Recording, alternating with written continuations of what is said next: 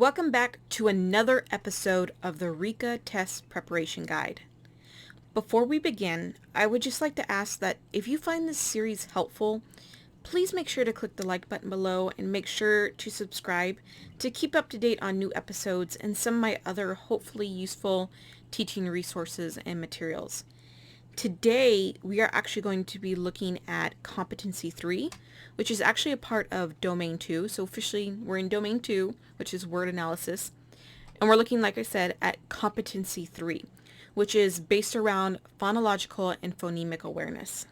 So here are the main things we're going to be looking at today in this third episode of the RICA Test Prep Guide.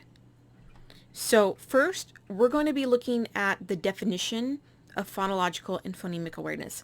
We're also going to be looking at other concepts and terms that you should know when taking the RICA that are related to phonological and phonemic awareness.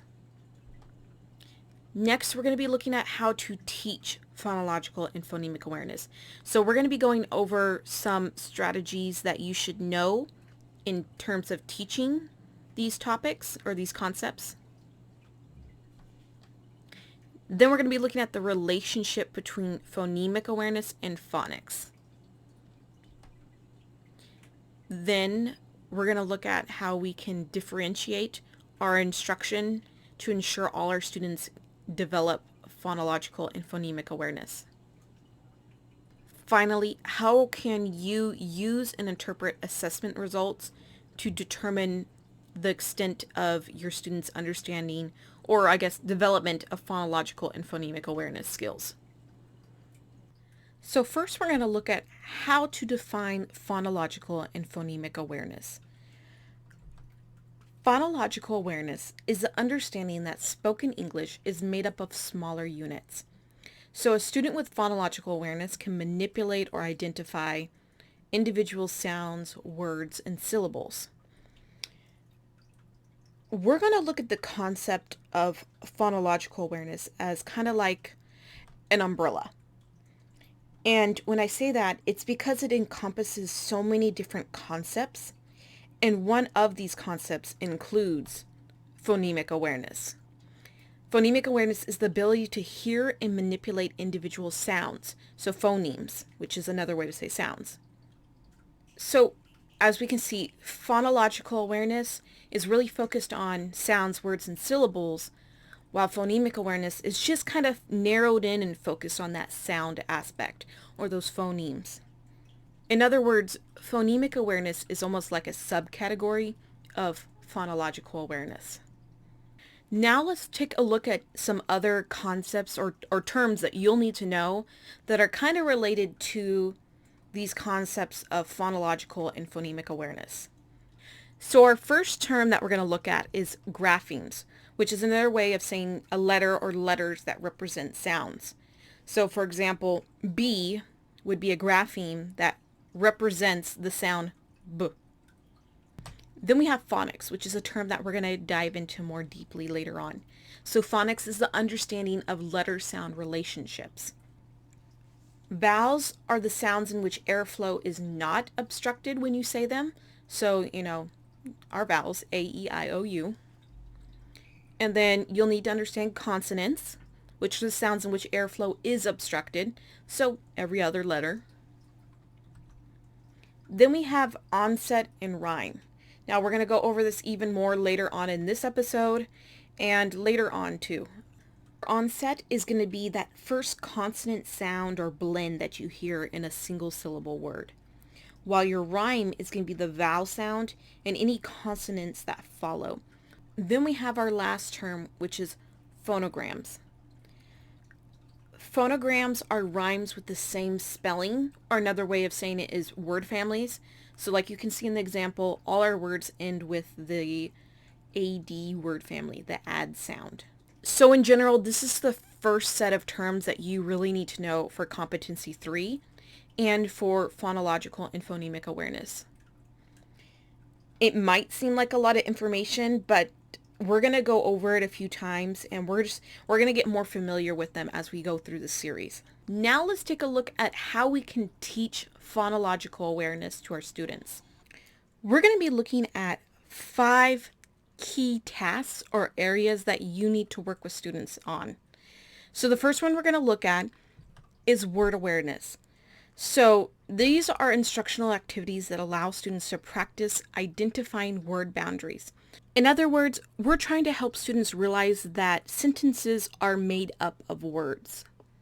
Now I'm going to show you one instructional activity that can help students develop this word awareness. And this is an activity that you might need to know when you're taking the RICA for the short and long answer responses. So what you're going to do is you're going to have index cards with single syllable words on each of them. So for example, Sam walks. So first you're going to build a 2-word sentence and have the student read the sentence. Then have the student read each word independently while you tap on the words as the student says them. Next, you're going to add a 3rd word. Then you're going to start the whole process again. You're going to have the student say the whole sentence, and then as you tap on the words, the student will read the words one by one. As the student develops word awareness, another activity you can do to further challenge them is by verbally saying 2 to 4 word sentences and asking them how many words were in the sentence you just said. The next area of phonological awareness that we want to develop is syllable awareness. These activities should help students recognize the existence of syllables. This can be done by helping students break down 2 to 3 syllable words through clapping. For example, you would break down the word syllable into SYLLABLE, or a 2-syllable word like over into over. The next area of phonological awareness is word blending. So these are going to be instructional activities that allow students to practice combining words. Word blending activities allow students to combine 2 single-syllable words and create 1 2-syllable word. For example, you would show a student the words and images of rain and bow. You would then ask, what do we get when we put these words together? The student should be able to say rainbow, and you would then show the student a picture of a rainbow. The 4th area of phonological awareness is syllable blending. And these are going to be instructional activities that allow students to practice combining syllables. When teaching syllable blending, one instructional activity you can do involves breaking a 2 or 3 syllable word apart and asking students, what do we get when we put blank and blank together? For example, what do we get when we put mu and sick together? Students should be able to blend these syllables together to make the word music. Finally, the 5th area of phonological awareness is ONSET RIME blending. So these are going to be instructional activities that allow students to practice blending with word families. This ONSET and RIME task is really similar to the last syllable blending activity I showed you. For example, you could ask students, what do we get when we put s and ink together? Students should be able to blend the ONSET and RIME together to make the word sync. Now we're going to dive into how to teach phonemic awareness. Before we get started on the 6 tasks associated with phonemic awareness, we need to cover a little bit of information. First, students should receive phonological awareness instruction covering syllables and words prior to instruction in phonemic awareness. Phonemic awareness instruction should be at most 20 minutes long. Address each phonemic awareness task 1 or 2 at a time, so don't work on them all at the same time. Now, the tasks include sound isolation, sound identify, sound blending, sound substitution, sound deletion, and sound segmentation. So our first task is sound isolation. So this is when the student is given a word and is asked which sound occurs at the beginning, medial, or ending of the word. For example, you could ask the student, what sound do you hear in the beginning of the word cat? The student would then say k. Typically, you would start with having students identify the beginning sound, then the ending sound, and finally the medial sound, because that's typically the most difficult for students. Next, we have sound identify. This is when the student is given a set of words with a shared sound and is asked what sound is the same. For example, you could provide a student with the word bite, book, and base. All of the words have the b sound. So that's what the student should be able to identify. Next, we have sound blending. This is when the teacher says the sound of a word and the student must say what the word the teacher is sounding out. For example, you would ask the student, what word am I thinking? Its sounds are k, a, t. The student would be able to identify that the word is cat. Next, we have sound substitution. This is when the student is given a word or nonsense word and asked to substitute a sound for a different sound. For example, you might say the word hat and ask the student to substitute the sound h with k and tell you what word that makes. They should be able to say cat. Then we have sound deletion. The student is given a word and is asked to take away a sound and say the new word. For example, you could say the word break and ask the student to take away the b sound. The student should be able to say the new word rake. This activity works best with consonant blends, and we'll go over consonant blends in episode 5 of this series. Finally, we have sound segmentation. A student is given a word and asked to identify all of the sounds in the word, or to count how many sounds are in the word. For example, you would say the word bat and ask the student to break down the word to its sounds. So the student should be able to say b, a, t. If this is too challenging, you can instead ask the student to tell you how many sounds they heard in the word. Sound segmentation is usually considered the most difficult task. Sound segmentation is usually considered the most difficult task for students. Now let's take a look at the relationship between phonemic awareness and phonics. Again, phonics involves teaching students the relationship between sounds and letters. First, the development of phonemic awareness is needed prior to phonics instruction. This does not mean that your students need to fully develop phonemic awareness prior to teaching phonics, though. Instead, you can teach both phonemic awareness lessons and phonics lessons simultaneously.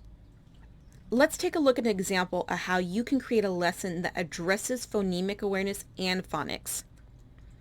First, you would have students blend a set of sounds, for example, b and at, together. After students have successfully blended the sounds to make the word bat, you would then show them the spelling of the word and identify the letters in the word. You would then show students how the letters are connected to the sounds they blended. Now let's take a look at some ways you can meet the needs of all your students when teaching phonological and phonemic awareness. First, we have advanced learners. So you can build on or extend their current skills, or you can increase the pace of the lesson. This can be done through maybe decreasing the amount of modeling you provide to them, or decreasing the practice time if they've already mastered the skill you're teaching. Then we have English learners. So first off, you're going to explicitly teach English phonemes. So in other words, you need to identify the phonemes that are not transferable from the student's first language and explicitly teach these phonemes. You're also going to need to provide extra practice time and demonstrate more teacher modeling. Some English learners will need more time to practice saying these phonemes and more teacher modeling to hear the difference between certain sounds. Finally, we have struggling readers. So some ways that you can differentiate your instruction is by reteaching skills. For example, if a student or group of students appear to be struggling with a specific skill, try reteaching the lesson at a slower pace, changing the mode of delivery, or by changing the task. Then you can focus on key skills, use visuals, or provide additional practice. Now let's look at using and interpreting assessments for phonological and phonemic awareness. As we discussed in episode 2 of this series, informal reading inventories, or IRIs, contain phonemic awareness assessments that can help you determine a student's current level of development in phonemic awareness. In order to accurately determine a student's phonemic awareness development, you should test them on their ability to complete all 6 tasks we discussed. So sound identifying, sound isolation, sound blending, sound deletion, sound substitution, and sound segmentation. And the Yop-Singer test of phoneme segmentation can actually be used to determine if a student has mastered the most difficult phonemic awareness task, which is, as we said, segmentation typically. If they are able to pass this test, they don't need further phonics instructions. They have clear phonemic awareness. The Yop-Singer test actually contains 22 words in which the students must provide the proper sound segmentation. For example, if you said the word dog, then the student should respond with d, a, g. This test can be used prior to testing a student in other task areas. Overall, you should be continuously monitoring student progress through assessments that demonstrate whether students have mastered a skill or not. If less than 90% of the class did not meet or exceed the task standards, then you should be reteaching the lesson prior to moving on to the next task. If 90% or more students do pass, then you should be providing small group or one-on-one instruction to the students who did not pass. Here are the key takeaways for Competency 3 and the areas you should be studying deeply in order to pass the RICA. First, you should be able to define and understand the terms and concepts covered in the beginning of this episode. So in other words, when we talked about phonological awareness and phonemic awareness, phonics, and all the other terms that go along with these concepts. Then you need to be able to know the various strategies and lessons that you can use to teach both phonological and phonemic awareness tasks. The phonological and phonemic awareness strategies for teaching are really important to know for both the multiple choice questions and written response questions. So make sure you understand all 5 phonological awareness tasks and activities you can do to teach them, and all 6 phonemic awareness tasks and how you can teach them.